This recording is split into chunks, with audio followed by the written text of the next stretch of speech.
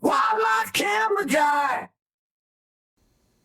Hi, this is Dave, and I'm back from Kenya, where I traveled in February of 2025. We went to Amboseli and Masai Mara, and we had a great trip. The image on the screen is my favorite that I took with the low-angle rig, and frankly, I didn't take all that many. This is my real voice in this video. On the first one, I used an AI generator because I thought my southern accent, I'm told that I have one, might be distracting. A friend encouraged me to do it myself, so here goes. And yes, that is me holding the rig in the photos and videos. You'll understand why I gave up my modeling career. In the photos and videos of the rig, we were parked, and I staged all of this for photos after we ate lunch, so it's not live action.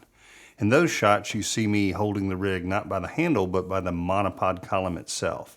This worked fine, so if you wanted to forgo the handle, you'd be fine.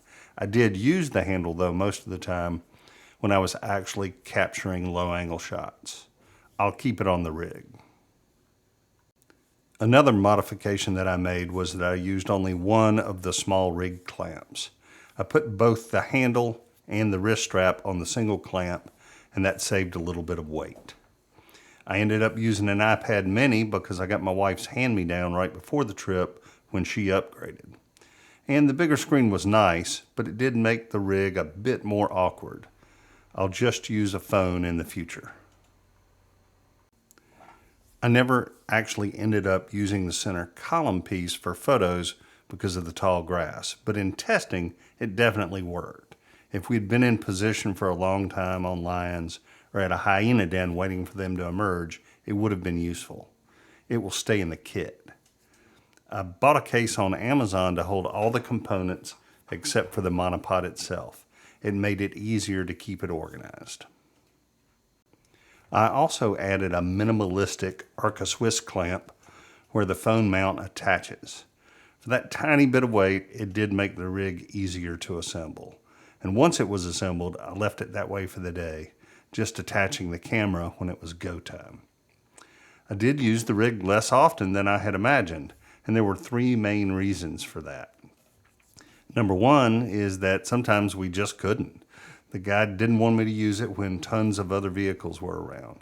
Even though he thought it was unlikely, he feared that a park ranger might object to me having a portion of my body outside the vehicle. That never happened. Number two is that the grass in the Masai Mara was uncharacteristically high. Often, lowering the camera would have made it so that I was shooting through grass. If no one else was around, we might have been able to move. But the parks were pretty busy when we were there. Reason number three was that I was using the camera with the 70-200 with and without the monopod. It didn't take long to plug it in and get it out the window, but it wasn't nothing. So I had to decide if I wanted to stop shooting for the 60 seconds or so that it took to connect the rig, plug in the USB cable, set the camera into the correct USB mode, and fire up the Sony app on the iPad. When I got home and went through my images, not a ton of the low-angle shots ended up making the cut as my favorites. I have some examples of a couple, but it did not end up being a huge factor on this trip. I will take it next time though. If you're watching, you already know why you want low-angle shots, but here are a couple examples showing you the difference between normal angle and low-angle shots. Neither of these is a great photo, but they do show the difference it can make if the grass isn't too tall. In the end, the monopod rig did not play a huge role in the trip, but I ended up getting some great shots, and I was very happy with the way the rig worked. I'll take it with me on my next trip, 2026, to Tanzania.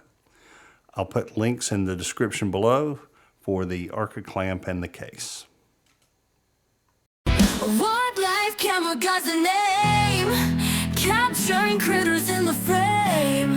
In the wild, he's got the eye for every creature passing by. Wildlife camera guy.